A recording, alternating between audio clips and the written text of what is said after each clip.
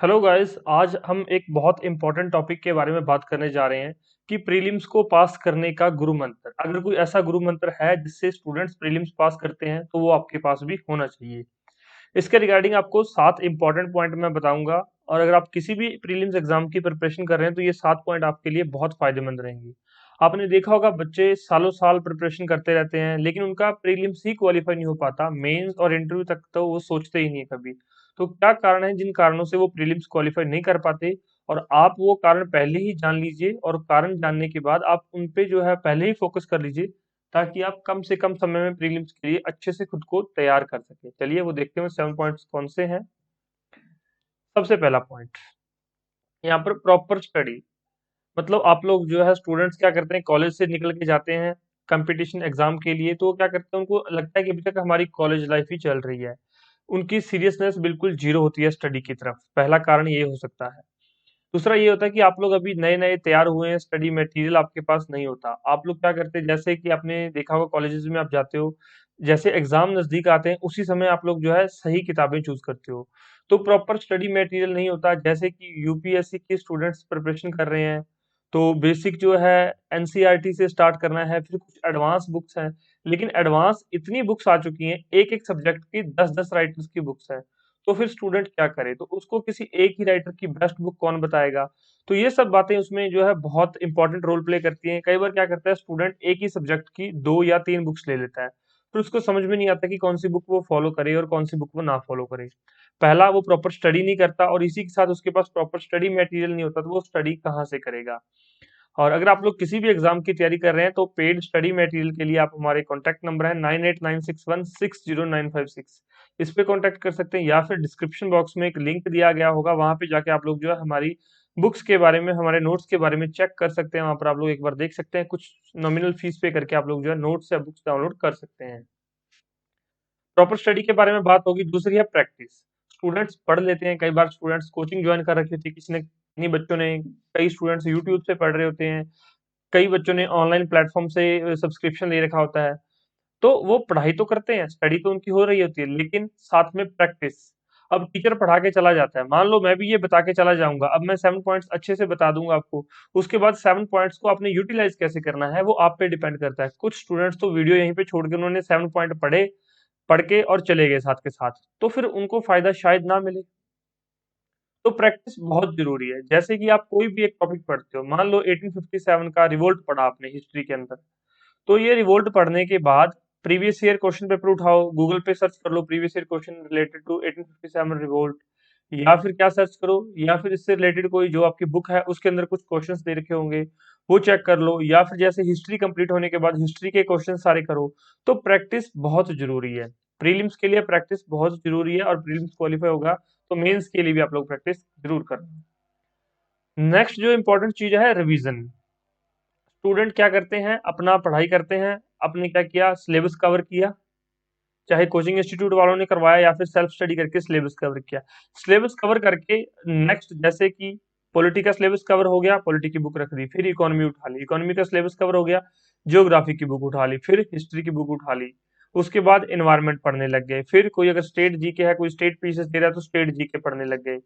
तो अब क्या करता है स्टूडेंट, पॉलिटी उसने 2 महीने पहले पढ़ी होती है और अब यहाँ पर 2 महीने बाद, तो ये पॉलिटी पढ़ा हुआ सारा उसका ऑलमोस्ट जीरो हो जाता है। अगर उसने 100% तैयारी की थी पॉलिटी की, तो भी उसको 20 या 30% ही याद रहता है, बाकी वो सारा भूल जाता है। ऐसा क्यों? क्योंकि वो आगे आगे और सब्जेक्ट पढ़ता जा रहा है। अगर ये पॉलिटी पढ़ के छोड़ दे तो शायद ये भूलेगा नहीं, इसके माइंड में कहीं ना कहीं चीजें स्टोर रहेंगी। तो आपको ये क्या करना है, रिविजन, प्रॉपर रिविजन होनी चाहिए, प्रॉपर सिस्टमेटिक ढंग से रिविजन होनी चाहिए। अगर पॉलिटी मान लो पहले आपने खत्म कर लिया है, इकोनॉमी शुरू कर रहे हो, तो थोड़ा थोड़ा साथ में 15 मिनट, 20 मिनट, 30 मिनट इस सब्जेक्ट को दो, ताकि ये भी साथ के साथ रिवाइज होता रहे। जब आप स्टेट जीके तक पहुंचते हो तो आपका टाइम टेबल शेड्यूल ऐसा होना चाहिए कि आप जो है 30-30 मिनट सभी सब्जेक्ट को दे रहे हो, सभी सब्जेक्ट्स आप लोग जो डेली फॉलो कर रहे हो। नेक्स्ट पॉइंट क्या होता है, update your self with current affairs. अब देखिए आजकल जो है एग्जाम का पैटर्न काफी डायनामिक हो गया है, एग्जाम का पैटर्न चेंज होते रहता है, और कई बार जो है क्वेश्चन स्टैटिक जीके से ना पूछ के एग्जामिनर करंट अफेयर से क्वेश्चन पूछ लेता है। तो आपको खुद को करंट अफेयर के साथ अपडेट रखना चाहिए। अब आपके माइंड में आ गया होगा कि सर अपडेट रखना चाहिए, आपने तो बोल दिया, लेकिन ये अपडेट रखने के लिए पता है करंट अफेयर कितने पढ़ने पड़ते हैं? तो बिल्कुल स्टूडेंट्स, हमें पता है कितने करंट अफेयर पढ़ने पड़ते हैं। आपको एक प्रॉपर गाइडेंस होनी चाहिए। उसमें क्या आपको पता होना चाहिए कि आपको कितने महीने के करंट अफेयर पढ़ने हैं। अगर आप लोग यूपीएससी के लिए प्रिपेयर कर रहे हैं तो लास्ट 2 साल के करंट अफेयर इंपॉर्टेंट रहते हैं, और 2 साल में जो है मोस्ट इंपॉर्टेंट लास्ट 1 ईयर, और जो रिसेंट 1 साल के बहुत इंपॉर्टेंट रहते हैं। तो ये 1 साल के जो मोस्ट इंपॉर्टेंट करंट अफेयर हैं, और ये सारे ही करंट अफेयर आपको पढ़ के जाने हैं। अगर आप लोग किसी स्टेट पीसीएस की तैयारी कर रहे हैं, चाहे वो यूपी है, चाहे हरियाणा है, चाहे पंजाब, राजस्थान, कहीं से भी आप लोग वीडियो को देख रहे हैं, अगर स्टेट पीसीएस की तैयारी कर रहे हैं तो प्रीलिम्स की एग्जाम से 6 मंथ पहले के करंट अफेयर अच्छे से कर लो, और उसके जो पीछे के 6 मंथ के करंट अफेयर है वो थोरली पढ़ लो एक बार, थोड़ा थोड़ा कि अगर क्वेश्चन आ गया तो ठीक है, मोस्ट इंपॉर्टेंट है तो ठीक है, नहीं तो रहने दो। बस ये 6 महीनों के करंट अफेयर अच्छे से तैयार कर लेना। आई होप आपको समझ आ गया होगा। नेक्स्ट है टाइम मैनेजमेंट नियर प्रीलिम्स। तो भाई जब प्रीलिम्स आ जाता है तो उस समय आपका टाइम जो है मैनेज करना। ऐसा क्यों लिखा हुआ है? जैसे ही प्रीलिम्स आ जाता है स्टूडेंट्स की दिल की धड़कनें बढ़ जाती हैं कि सर अब क्या होगा, हाई एग्जाम है मेरा तो, हाई मेरा तो एग्जाम है। तो स्टूडेंट घबराहट की वजह से उसका कुछ पढ़ाई नहीं हो पाती।